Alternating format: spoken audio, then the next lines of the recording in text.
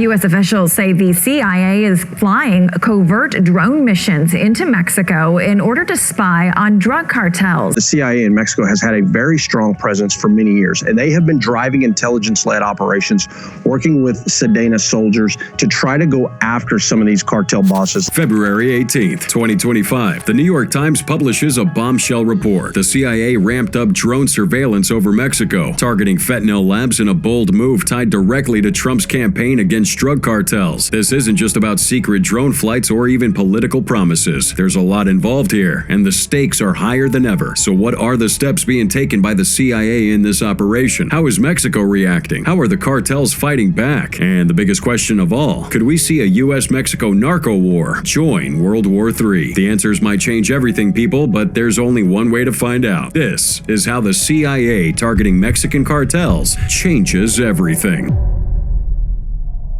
Under the orders I signed today, we will also be designating the cartels as foreign terrorist organizations. I will direct our government to use the full and immense power of federal and state law enforcement to eliminate the presence of all foreign gangs and criminal networks, bringing devastating crime to U.S. soil, including our cities and inner cities. The CIA has been deploying drones on classified surveillance missions over Mexico, closely monitoring drug cartels. This operation follows the U.S. Department of State and President Trump's decision to classify 6 Mexican cartels as foreign terrorist organizations officially. Now, this secretive drone program, previously undisclosed, was initially launched under the Biden administration. However, during Biden's tenure, Mexico's government was slow to act on the intelligence provided by the U.S., although some arrests were made based on the gathered information. Now, under President Trump and his CIA director, John Ratcliffe, the strategy has shifted. Both have consistently pushed for a more forceful approach against Mexican cartels, and one of the first steps in this effort has been a notable increase in drone surveillance. Right now, the drones flying over Mexican airspace aren't armed, but they could be. With the right technological modifications, they're capable of carrying precision strike weapons, the same that the U.S. have deployed in Iraq, Somalia, and Syria. But hey, the CIA says they're not looking to launch any airstrikes, and we believe them, right? They say the drones are strictly surveillance, and they've already proven highly effective at identifying fentanyl labs. The chemicals used in production give off a distinct signature, making them easy to spot from above. And since the CIA hasn't been authorized to carry out any airstrikes, all the intelligence gathering is being passed directly to Mexican authorities. But the CIA isn't the only U.S. force stepping up its presence. The U.S. military's Northern Command has also increased surveillance along the border. Unlike the CIA, though, they're keeping their operations strictly on the U.S. side and not crossing into Mexican airspace. Now, so far, Northern Command has carried out over 24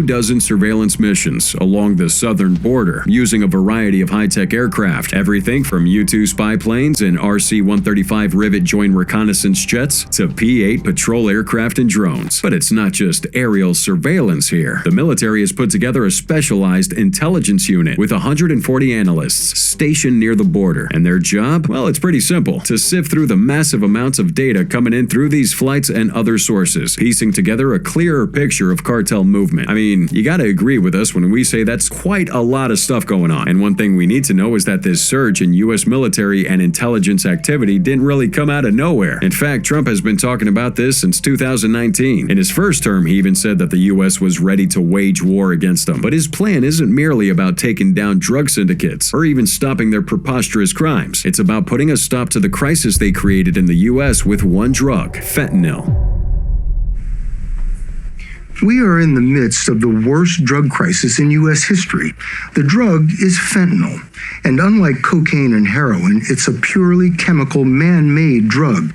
In fact, more than 100,000 died from the drug during the pandemic alone. We have had, more overdose deaths in 1 year than we did of COVID deaths in our city. In 1987, a bold public awareness campaign hit TV screens across America. The Partnership for a Drug-Free America launched a now iconic anti-drug ad designed to warn people about the dangers of substance abuse. Is there anyone out there who still isn't clear about what doing drugs does? Okay, last time.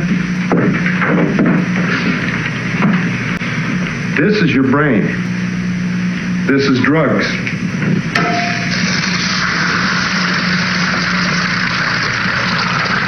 This is your brain on drugs.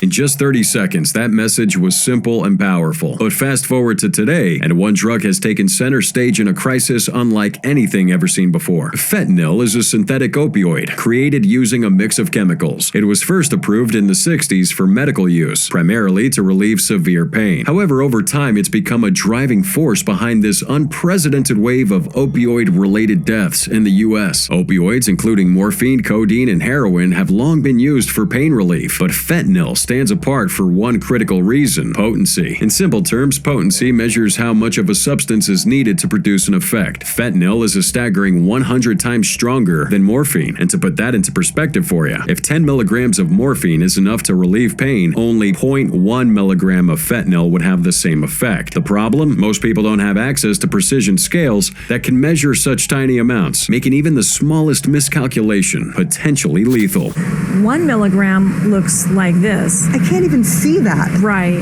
And a fourth of this is potentially fatal. Yet, despite its dangers, fentanyl itself isn't inherently more hazardous than other opioids. In fact, it's used safely in hospitals every day, but only under the supervision of trained medical professionals who administer the correct dosage. So, why are fentanyl-related overdoses now at record highs? Now, to understand this, we have to go back to the late 90s, when the first wave of the opioid epidemic began. The initial crisis was driven by prescription painkillers like OxyContin, and by 2010, tighter regulations made these drugs harder to obtain, leading many users to turn to heroin, which provided the same effect at a lower cost. That marked the second wave. Today, we're in the third and deadliest phase, the rise of fentanyl. It's growing.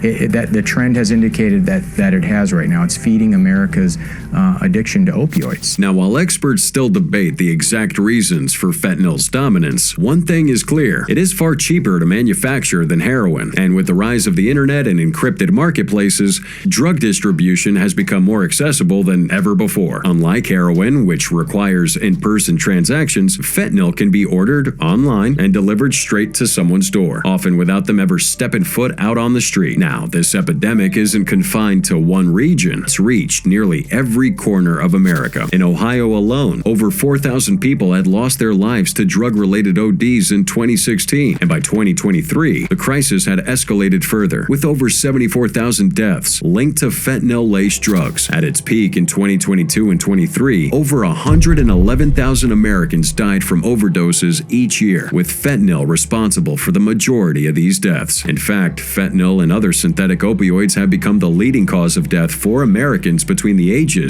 of 18 and 45. Now, here's a crazy question. If fentanyl is so deadly, why are people taking it? I mean, there's alternatives to getting high, right? Wrong. A major reason fentanyl is so deadly is that it's often mixed into other illicit drugs without the user's knowledge. This means that a dose as small as 2 milligrams, the size of a pencil tip, can be fatal when mixed with other drugs or any more substance taken into the body. One of the things that I've learned over the last few years that really stays with me is every single week we lose 22 teens between the ages of 14 and 18. Every week. Every single week, we're basically losing a high school class somewhere in America. Over the past decade, fentanyl supply chains have expanded globally, and there are a few countries involved in fueling its crisis in the U.S., most notably, as we're hearing, China and Mexico. Now, for China, it's got a complex role in this whole situation. 2019, Beijing officially banned fentanyl and all of its potential variants. Now, the Chinese government insisted it does not allow the drug to be manufactured within its borders. However, many Chinese companies continue producing precursor chemicals, some even with legal applications in the medical field. Now, these substances are then purchased by criminal networks in Mexico and then transformed into fentanyl. So in Mexico, they get these large shipments of precursor chemicals through secretive networks run by the cartels before processing them in clandestine labs. Now, once they make that drug, cartels often enlist U.S. U.S. citizens to smuggle it over. And because fentanyl is incredibly potent, only a tiny amount is needed, making it a lot easier to transport without detection. I mean, Mexico literally supplies the vast majority of fentanyl entering the U.S. Last year alone, U.S. authorities seized nearly 21,900 pounds at the southern border, while they only intercepted 43 pounds at the Canadian border. But not just any cartel can pull off this level of smuggling. It takes the biggest, most well-known organized groups, ones with years of experience and a massive network on both sides of the border. Take, for instance, the Sinaloa cartel. Sinaloa is one of the dominant trafficking organizations, using various tricks to move shipments into Mexico undetected. According to the DEA, they disguise these chemicals amongst legitimate goods, mislabel containers, operate fake businesses, and route shipments through third-party countries to avoid scrutiny. And if they don't get those precursor chemicals from China, well, they're going to get it from other countries like India. Yeah, you heard that right.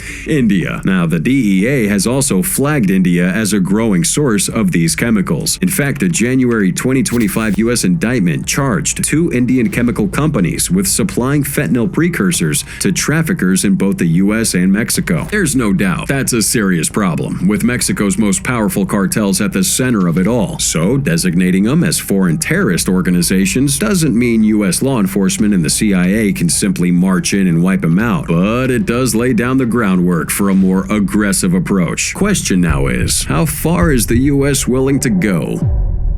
There are 3 key perspectives to fully get the CIA strategy against the cartels, starting with drone operations that we touched on earlier. On February 10th, 2025, reports surfaced that U.S. spy planes had flown at least 18 surveillance missions along the border in just 10 days. Now, the number raised eyebrows amongst current and former military officials, pointed out that the Pentagon usually only greenlights about 1 of these missions per month. And what's surprising now is that these aircraft aren't just any surveillance spy planes. They're the same ones the U.S. military typically uses to keep an eye on global threatening, like tracking Russian and Chinese submarines or monitoring military activity in Ukraine. But now, their focus has shifted south. Nearly a dozen of these missions involved the Navy's P-8 aircraft, which are some high-tech planes equipped with the most cutting-edge radar systems. But out of all 18 missions, one stood out: the deployment of a U-2 spy plane, a relic of the Cold War, designed to collect imagery from very high altitudes. Now, according to officials with experience in counter-narcotics, this is the first time a U-2 has ever been used to track cartel activity. Even though this aircraft stays within U.S. airspace, it can gather intelligence deep inside Mexico, making it a powerful tool to fight against drug operations. So how does this all tie in with the fentanyl crisis? Well, fentanyl labs, whether hidden in cities or remote areas, release distinct chemical signatures that these drones are detecting through their advanced sensors. But it doesn't stop at detection, because these AI-powered drones can stay locked on a location, track movements in and out of that drug lab, monitor the shipments of raw materials, and even keep tabs on outgoing distributions. All that intel is sent right back in real time to command centers, giving authorities the ability to make those split-second decisions, like whether to launch a raid if a high-value target is identified. But this isn't just about surveillance now, because we got a much bigger strategy at play. The CIA's increased drone activity, combined with labeling cartel organizations as terrorist groups, reflects a major shift in how the Trump administration is going to tackle this, treating it like a counterterrorism issue. Trump's transition team's documents laid out a clear plan to redirect counterterrorism resources toward cartel operations, even before he officially took office. The document specifically calls for treating cartel operations like terrorist threats, even suggesting that intelligence assets be moved from other global missions to focus on Mexico. And when Trump was asked on January 20th, after he signed the executive order on them being counted as terrorists, if U.S. Special Forces could be deployed into Mexico, his answer was pretty blunt. Cartels are now going to be seen as foreign terror organizations. Would you think about ordering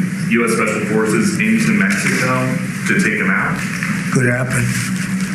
Stranger things have happened.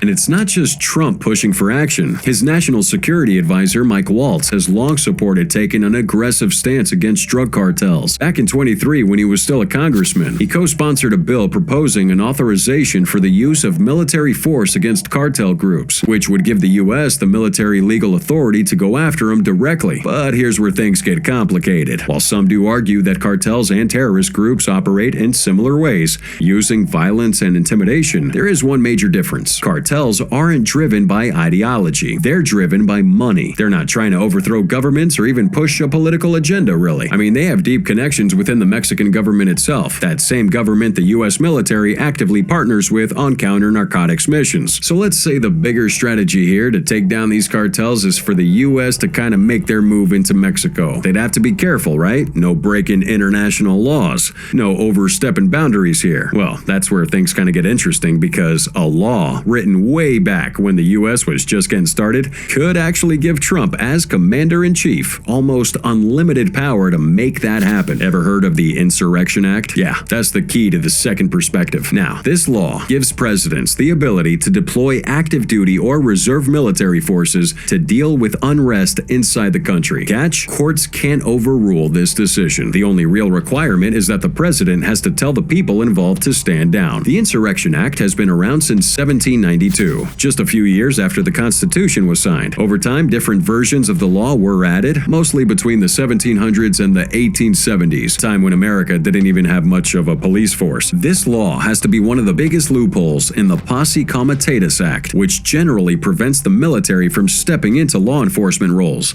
In other words, it is one of the few legal pathways a president could use to send troops into action without needing approval. And if drones and the Insurrection Act don't get the job done, well, Trump has yet another tool in his arsenal: tariffs. For those unfamiliar, tariff is basically a tax on goods made in other countries. When a business imports products, it has to pay this tax to its own government. The most common type is called an ad valorem, which is a percentage-based tax on the product's value. There are also specific tariffs, which are flat fees on each imported item, and tariff rate quotas, which increase taxes once imports hit a certain limit, like a threshold for sugar or steel. So now in March 2025, Trump made good on his previous threats to impose tariffs, rolling out major tariffs against three of America's biggest trading partners: Canada, China, and Mexico. A hefty 25% tariff was slapped on Mexican and Canadian imports, while a 10% duty hit Chinese goods. The reason behind this is that these countries, according to Trump, had failed to stop the flow of chemicals used to manufacture fentanyl, and naturally, they didn't take this lightly. However, we'll get to their response a bit later. But now do you see how all this kind of connects? How the CIA's focus on the cartels could shift everything? There's a lot more we could dive into, but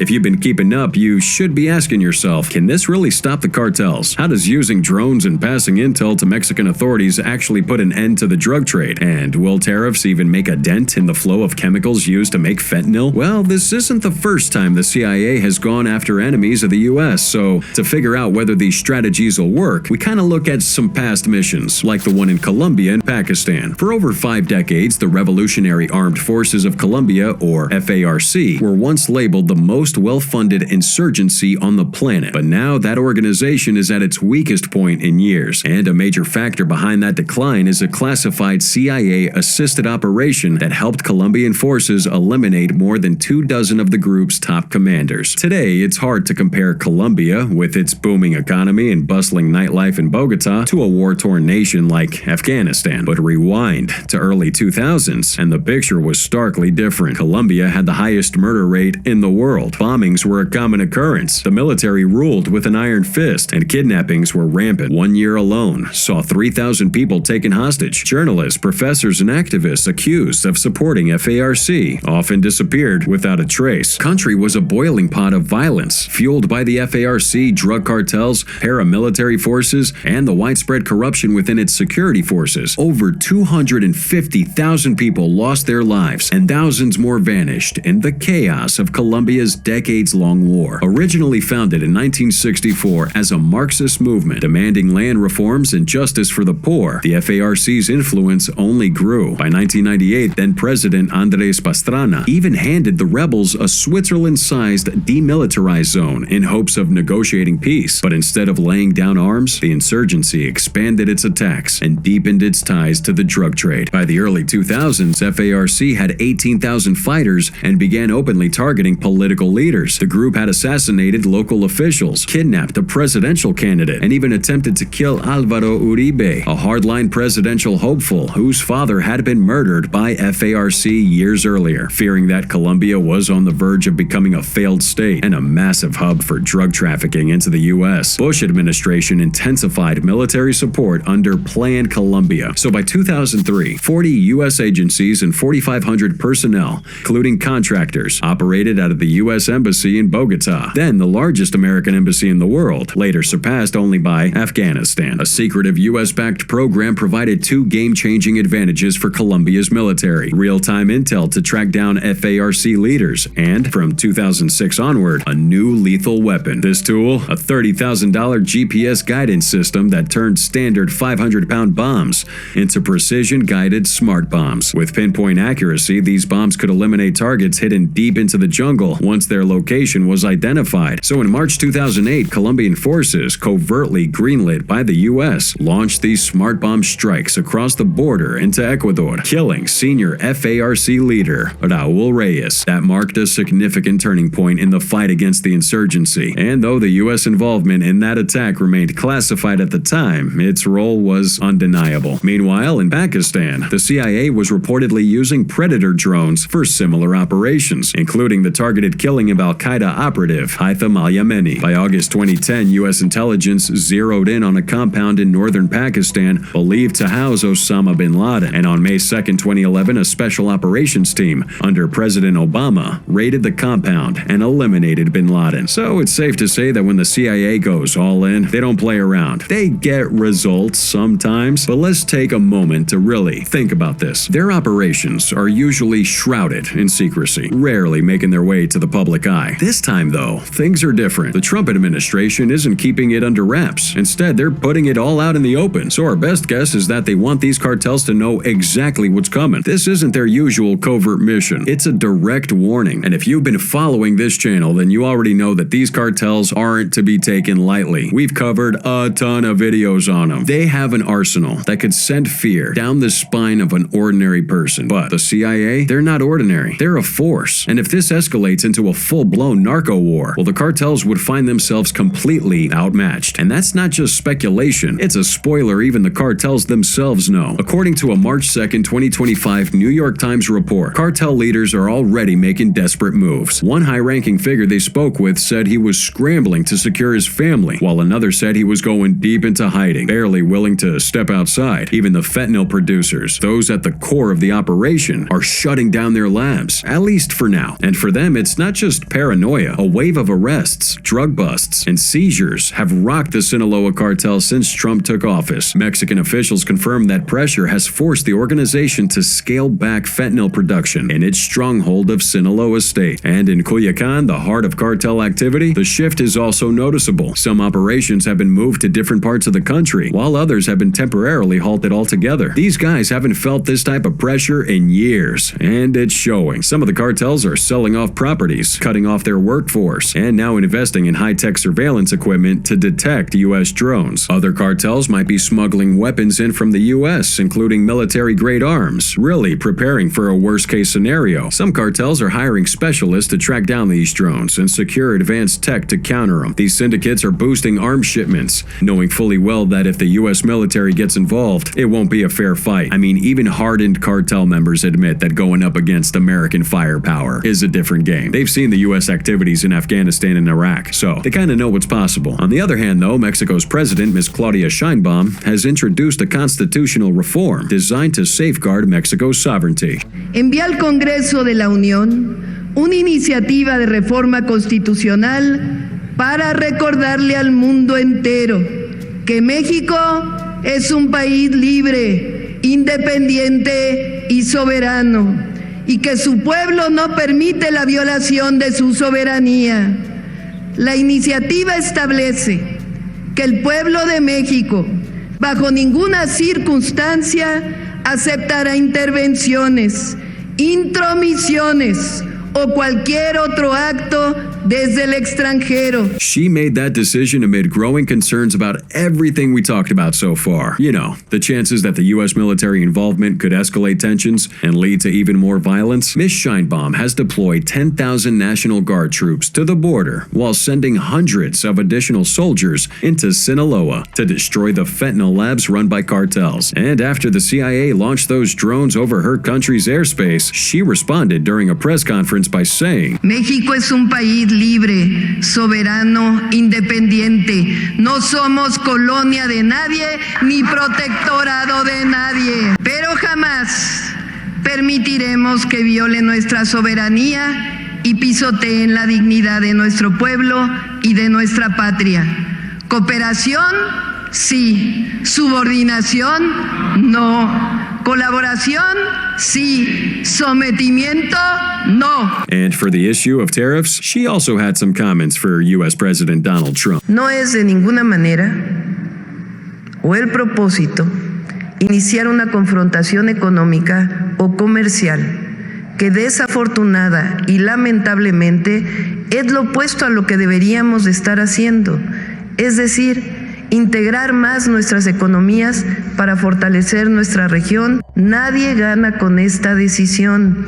Por el contrario, afecta a los pueblos que representamos. So, what's the takeaway here? What's at stake? And what would real success even look like in the near future? One thing is the pressure from Donald Trump's administration and the CIA could have lasting consequences. While Mexico might not be able to wipe out the cartels entirely, might be able to curb the fentanyl trafficking. The real test, however, would be from border seizures in the coming months. If those numbers drop, then that's a great step in the right direction, potentially slowing down the spread of fentanyl across the border and into the U.S. But that in itself doesn't really solve everything, does it? The U.S. still faces a major challenge. Fentanyl production isn't just happening in Mexico. It's being made in different countries, including right on American soil. And now that traffickers are officially being labeled as narco-terrorists, does that designation apply to the Americans involved in these criminal networks too? Because, let's be honest, this isn't just about famous cartel bosses. It's about a web of trafficking rings, money laundering, arms smuggling, criminal enterprises, many of which have been rooted within the U.S. itself. Defining where a cartel begins and ends isn't as simple as it seems. The drug trade involves a tangled network of players on both sides of the border. Some experts also argue that using military force against cartels has never truly worked. When Mexico first declared war on the cartels back in 2006 and deployed soldiers to fight them, the most obvious outcome was a massive spike in homicides. And let's not forget, Mexico is one of the U.S.'s biggest trading partners. A fallout in relations wouldn't just shake up diplomacy. You're going to see shockwaves throughout the U.S. economy, potentially affecting millions of jobs. And there's the harshest reality of all. Some argue that the real problem isn't just the cartels, it's the demand. The insatiable appetite for fentanyl in the U.S. is what keeps that industry alive. Others might point to arms traffickers in the U.S. who make a fortune funneling weapons into Mexico, weapons that could fuel cartel violence and civilian deaths. So, at the end of the day, even if every drug lab in Mexico were obliterated, it wouldn't erase America's addiction crisis. Fentanyl is one of the most addictive opioids out there. It can be cooked up anywhere, from makeshift kitchens to hidden mountainous labs. As long as there's a demand, someone, somewhere will be making it.